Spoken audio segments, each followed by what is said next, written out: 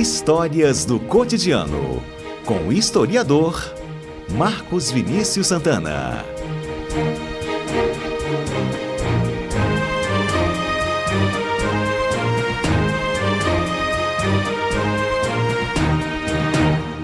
Olá, Marcos Vinícius Santana, boa tarde para você, bem-vindo por aqui. Boa tarde, Johnny, boa tarde aos nossos ouvintes. Como estamos aí nessa semana curtíssima de feriado?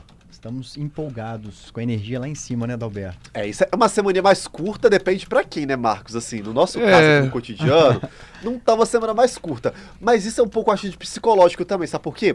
Quando a gente já coloca na cabeça que a semana tem um feriado, parece que a gente já entra num clima diferente, sabe? Assim. Mas vai ter CBN quinta, sexta, tudo? Até quinta-feira eu tô aqui, sexta-feira Mário Isso, CBN Bonella. cotidiano a gente tem até a quinta-feira, né? E o CBN Vitória a gente tem normal, na sexta-feira, no sábado e na segunda-feira. E pra quem não come chocolate, então deve ser pior ainda. Nossa. Ô Marcos, a gente começou falando hoje aqui no programa sobre as tradições da Semana Santa, né? Isso. E começamos a falar sobre comida, porque lá em Minas a gente tem o hábito de fazer doce de leite, arroz doce, tem muita produção de leite por lá. Sim. Aí alguns ouvintes mandaram pra gente algumas mensagens, por exemplo, o Wallace, que é lá do Rio de Janeiro, disse que na casa dele o negócio é bacalhau pro almoço e canjica à tarde. Capixaba aí, né? Ele fala daqui do Espírito Santo. Ele tá aqui no Espírito Santo, mas Sim. ele é de lá. Sim. E a Janice falou que na casa dela sempre tem ovo de Páscoa no final de semana, né, no domingo de Páscoa, que não falta, que ela tá com 38 anos e nunca deixou de ganhar esse ovo da família, que é uma tradição. E aqui no Espírito Santo a torta é muito presente na vida dos capixabas, né? Muitíssimo presente. De onde vem esse prato tão importante assim, rapaz? Então, a gente falar assim do que é de fato a torta, tem uma origem, né, um pouco complicado, porque ela é um prato que inicialmente ela contém muito mariscos, né? Então, se você se pensar a torta em si como um prato, que é a junção de muitos mariscos, etc., a gente se perde de vista do ponto de vista histórico, porque os povos originários provavelmente já faziam algo parecido há muito tempo, né? Assim, a referência mais antiga que nós temos em jornais de anúncio de uma torta parecida com a torta capixaba, a gente pode colocar da década de 1870 ali, né? Então século XIX, e ela representa de fato assim minimamente uma junção da miscigenação mesmo do povo brasileiro e formação do povo capixaba, né? A gente vê a junção do marisco, né, que era a base da dieta dos povos originários, né, dos indígenas, com também a panela de barro, que é uma tradição indígena, que achados arqueológicos já colocam, né, utensílios de barro sendo feitos por indígenas no Morro de Goiabeiras há séculos atrás. Nós temos aí a presença do bacalhau, né, e daquela, quando você faz aquela, não sei, Adalberto pode me ajudar, clara em neve, que se chama, que se coloca por cima, né? Isso, aquilo ali é um costume europeu, e alguns toques de receita também, que é muito ligado à questão africana, né? Então ela é como se fosse a junção dos três povos. Não é à toa que a Unido de Jucutuquara, quando vai desfilar em 1990, que foi o primeiro título da escola, ela usa o enredo na panela de barro, a nossa mistura, porque é mostrando como a torta representa de fato a miscigenação do povo capixaba, né? E essa pujança que ela ganha na Semana Santa está diretamente ligado à tradição católica de não comer carne vermelha. Exatamente. Na Semana Santa. Na verdade, ela se estende até a Quaresma. Você pode ver que passou a quarta-feira de cinzas, você já começa a ver torta capixaba nos lugares. E é essa tradição ligada, né? Na tradição católica, não se come carne vermelha. Alguns estendem durante toda a Quaresma. Outros, como lá em casa, minha avó, quando lembra que não pode comer peixe na sexta-feira, lembra, na sexta-feira de manhã, a gente tem que sair correndo para comprar o peixe hoje em Seara do Suá, né? Mas mantendo a tradição da Praia do Suá. Então, não é durante toda a Quaresma, mas na sexta-feira da Quaresma. E alguns fazem nessa Semana Santa. A Semana Santa ela começa a partir do Domingo de Ramos, né, que representa quando Jesus Cristo entrou em Jerusalém e foi ovacionado, as pessoas seguravam ramos, né, e por isso o Domingo de Ramos. E a semana vai do Domingo de Ramos, que é o domingo anterior à Páscoa, até o domingo de Páscoa. E aí algumas pessoas não comem terminantemente carne nessa semana. Eu lá em casa, quando eu era criança, eu fazia essa, da sexta-feira durante a Quaresma e da quinta-feira em diante não se comia em respeito à carne de Jesus Cristo, né? A minha avó, inclusive, durante a quaresma, minha avó que é muito católica, não come carne vermelha. Durante toda a quaresma, né? Durante toda a quaresma, mantém ali a tradição. Esse é um dos recortes da tradição, né? E aí, falando de culinária também, eu queria trazer que eu usei o Registros e Estudos Folclóricos do Espírito Santo, do Guilherme Santos Neves, e ele traz nos costumes da Semana Santa outras comidas que eram muito comuns na mesa do capixaba, que era o pudim de pão com passas. Não sei o que seria isso, mas deve ser ali algo com uma mironga, parecendo uma mironga, né, com passas no meio, bolo de arroz doce, canjica e muxá. Gente, não sei se vocês conhecem o muxá. Não conheço. Eu ia falar, o que é o muxá? Muxá é um dos pratos que eles colocam como tipicamente capixaba. Eu trouxe aqui até o próprio livro do Guilherme Santos Neves, que ele traz uma receita rápida, né? Tem muitas variações, que o muxá ele pode ser tanto salgado quanto doce.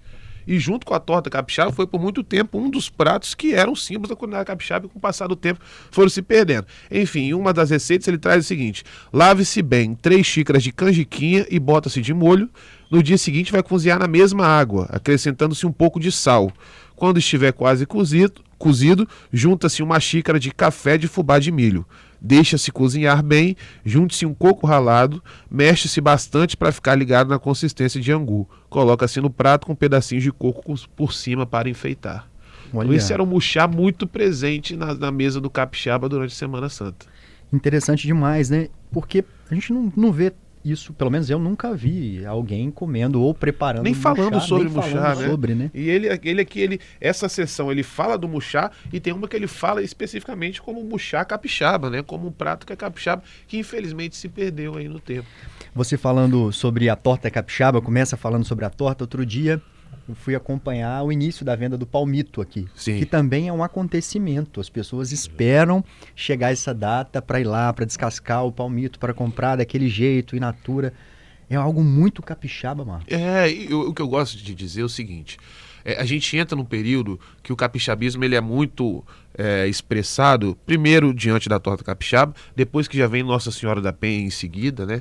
Mas o que é legal de se dizer é que esses ritos e costumes, apesar de serem católicos, eles desenvolveram todo um circuito cultural que envolve a participação de pessoas, sociabilidade, e às vezes as pessoas nem são tão ligadas à religião, né? Não são ligadas à religião e ainda assim desenvolvem diversos costumes. Por exemplo, sexta-feira santa vai ter o fecha-corpo, que você bebe o milome, né, que é a bebida das raízes. O domingo de Páscoa é algo sagrado. A gente está falando aqui do ovo, né? O ovo, ele representa a ressurreição. É por isso que se dá o ovo de Páscoa.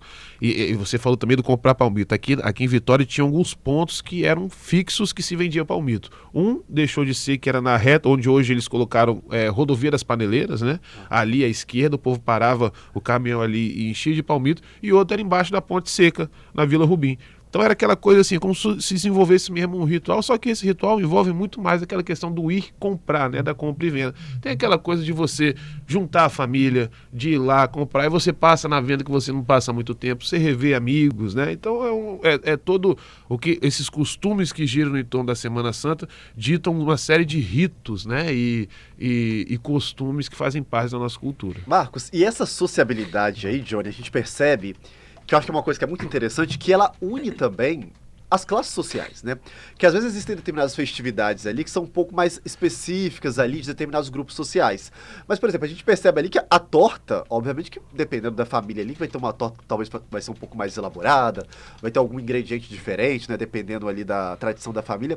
Mas tem essa capacidade também ali de reunir os grupos sociais ali, os mais diversos, né, Marcos? Isso, eu não lembro, foi até aqui para a Gazeta mesmo que eu dei uma entrevista que eu disse que a torta em si ela representa essa junção e as suas variações mostram também a desigualdade social que a gente vive. Porque, por exemplo, a gente tem torta aí que tem todo tipo de marisco e camarão.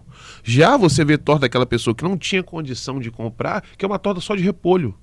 As pessoas compravam o repolho e colocavam, enchia muito coentro, para dar aquele gosto de peixe, né? Mas não deixar de fazer a torta. Porque realmente é um costume capixaba. Eu não sei se a gente leu o comentário que você já estava aqui. Teve um ouvinte nosso, que é lá do norte do estado, se eu não me engano, falou justamente sobre a torta de repolho, que é a grande sensação. Na verdade, foi o Bruno, lá de Governador Lindenberg, dizendo que a torta de repolho e de palmito é o que bomba lá na cidade dele. Tá vendo? Isso aí é uma variação, né? Tem mais ouvinte mandando mensagem, né, Juliana? Isso mesmo, o Eduardo Oliveira participando aqui com a gente, ele fala muito também dessa questão da tradição, da canjica também na família dele. Vamos ouvir. Boa tarde, pessoal. Aqui é o Eduardo. Eu tenho 54 anos. Quando era criança, até o início da adolescência, eu tinha minha avó e ela toda Semana Santa fazia canjica e mochá. Olha aí, que beleza. Aí, ó. Eu pego até o gancho dele, que assim, uma das maiores demonstrações que eu tenho em casa também de afeto é que eu não gosto muito de bacalhau, né? E aí minha avó e minha madrinha fazem pra mim uma torta de peixe, que é fritar o peixe, a poça do peixe, né? E você pica como se fosse desfiado e faz depois todo esse processo da clara em ovo e colocar para assar. Então é isso, é a demonstração que a culinária e a cultura extrapolam esses limites que a gente vê, né? Então cria sociabilidades tremendas. A questão da memória afetiva, né? A avó vem na Exatamente. história direto. Isso.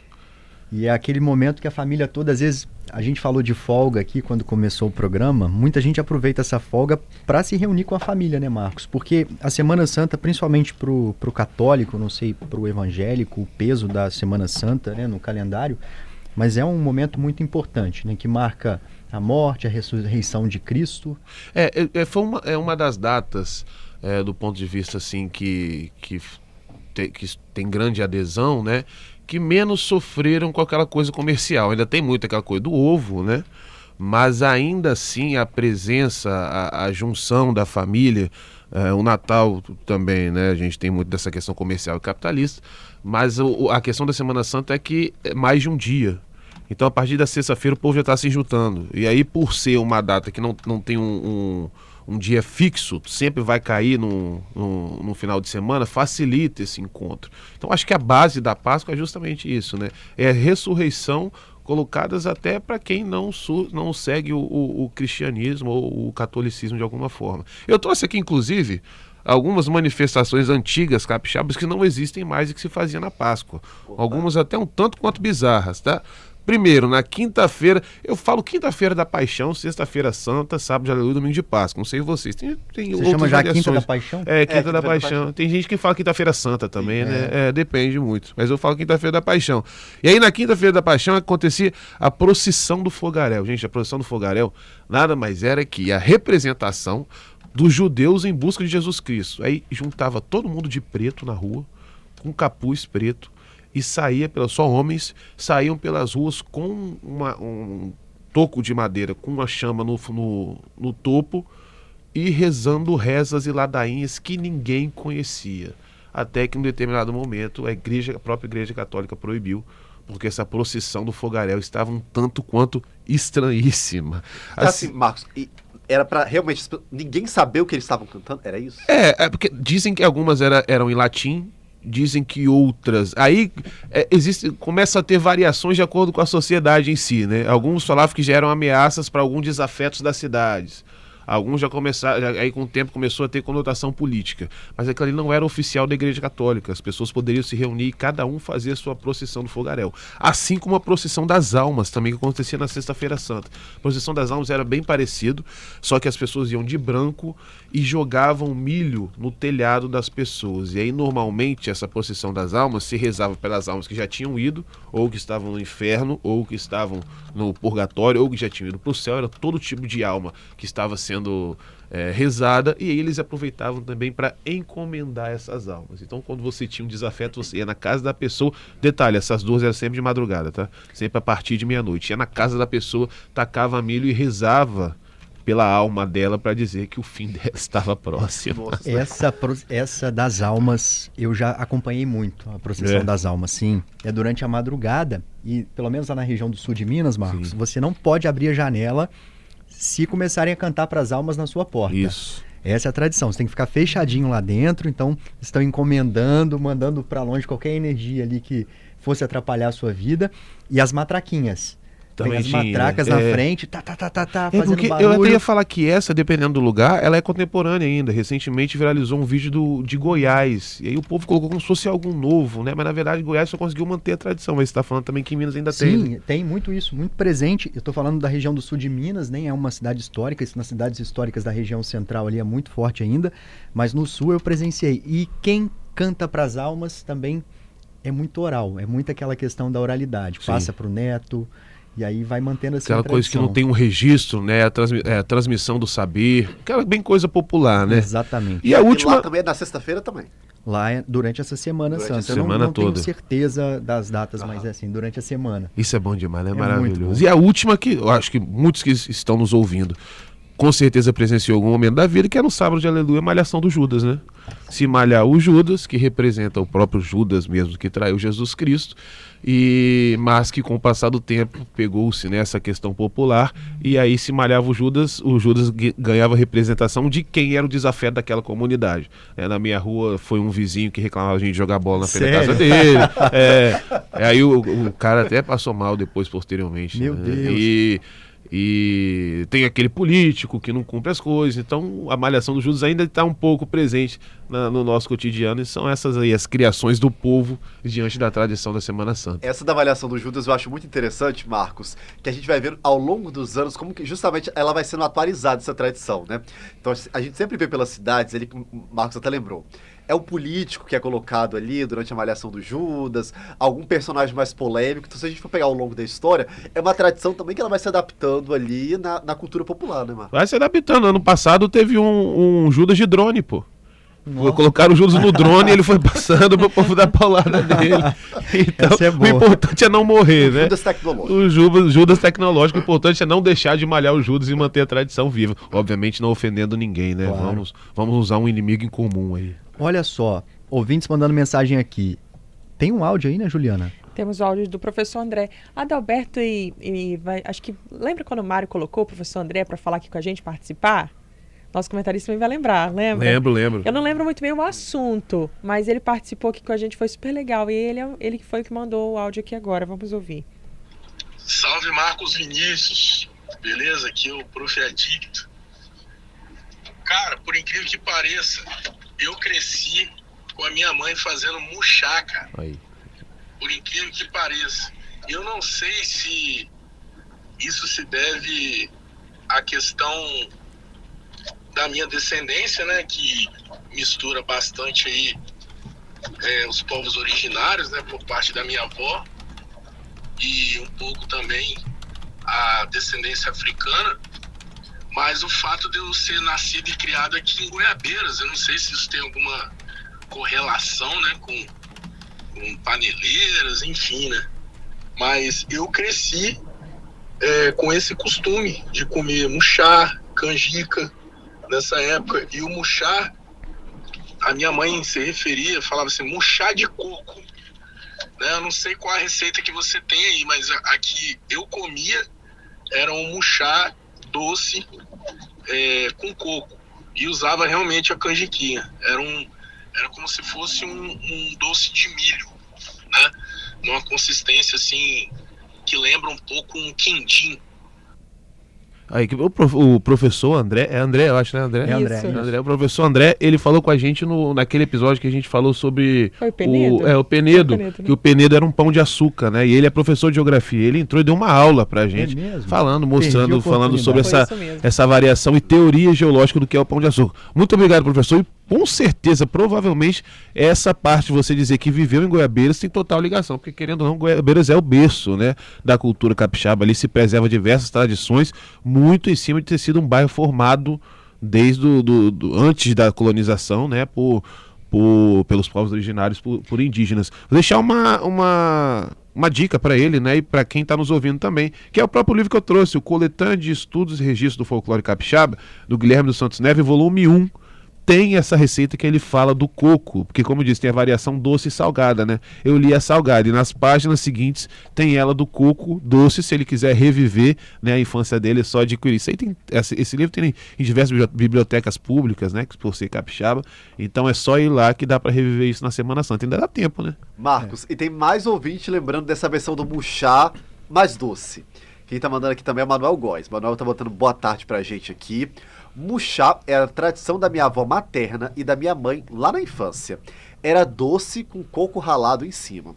Era muito esperado justamente no domingo de Páscoa, tá lembrando o Manuel aqui. Na quinta e na sexta, tínhamos a torta capixaba.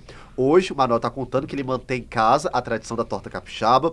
Tá falando que excelente pauta e mandou um abraço pra você, Marcos. Então, o Manuel lembrando também desse muxá, nessa versão mais doce ali, com esse coco ralado em cima. Um abraço, Manuel. Quero saber quem vai fazer um muxá e deixar aqui pra gente, né? A gente Eu acho que experimentar. agora a gente está sendo desafiado aqui agora tá vendo? a preparar um Não muxá. é porque, querendo ou não, é a primeira vez que a gente fala de uma comida que fica na imaginação, né? Exato. Torta capixaba a gente já comeu, né? Todas as comidas que a gente já falou aqui já comemos alguma vez na vida. Agora o tal do muxá fica na imaginação. Eu Então acho que vai deixar desafio aí. desafio pro John. E eu descobri hoje, quando o Marcos trouxe essa história do muxá, porque de fato Então, não tá fazia vendo? parte da minha vida. E agora, os ouvintes estão mandando com força sobre o muxá aqui. Aí, ó. que O beleza. Wallace está dizendo que a mãe dele fazia muxá doce com coco para eles e ele adorava. A Evânia tá dando outra informação aqui, mas também sobre essa cultura da Semana Santa. Aqui em Alto Lage tem a tradição de tomar uma dose de milome em jejum. Na sexta-feira da Paixão, É o fecha para corpo. fechar o corpo. Isso. E o dono do bar não pode cobrar essa dose. Não tem que ser pode. De graça. Não pode cobrar. Alguns bares de Por quê? Vitória estão. Porque ele é uma bebida que tem muito desse teor religioso, né? Então, naturalmente, não se cobra, ela não tem um sentido comercial. E aí, alguns bares de Vitória estão aí rompendo com essa tradição, estão cobrando pelo milome, que não pode, né, gente? Mas enfim, mas é porque também tem alguns que exageram. O milome é uma dose só, tá, gente? Pra fechar o corpo. Eu tenho um amigo, Faz não um vou dar o tour. nome dele não, mas ele criou a teoria de que o número ímpar o corpo tá fechado e o número par o corpo tá aberto. Ai, Aí ele meu Deus. tomava tipo 31 doses de milome. Né? Aí no ano seguinte o bar começou a cobrar, porque não dava, né? Claro. Mas é isso, gente. Bares de Vitória não cobrem, bares do Espírito Santo não cobrem, e povo que vai tomar também é uma dose só pra fechar o corpo, pelo amor de Deus, suficiente. Em jejum não é muito bom não, né? Mas pra quem tem fé vale a pena. Principalmente se for pela fé, né? Não precisa Pela de fé, tanta não vai dose. pelo álcool, mas pela fé. Você falou da questão de não poder cobrar, e eu falava da tradição da cultura lá no sul de Minas. Tem muita produção de leite. E na sexta-feira ninguém cobra leite. Aí o pessoal vai para as fazendas, vai caminhando, ainda de madrugada, antes do sol nascer, que é o horário que os retireiros vão pro curral, né, para Sim. tirar o leite, e distribuem. Por isso que tem muito doce de leite, essa coisa toda. É Aí, legal, que né, beleza. E aí é isso que a gente fala, né? É o sentido da confraternização, da ressurreição, toda essa tradição católica visto pelo lado do bem, para além do feriado. A certeza. comunhão entre os povos é isso que importa, o bem-estar de todo mundo. Obrigado por mais essa participação por aqui, viu, Marcos? Eu que agradeço, maravilhoso o programa de hoje, muito bom saber que as pessoas ainda resistem através do muxá, né? Então, quem souber fazer muxá, deixa aqui pra gente. Gente, muito obrigado, boa Páscoa para todos que estão nos ouvindo, para todas as famílias, e até semana que vem.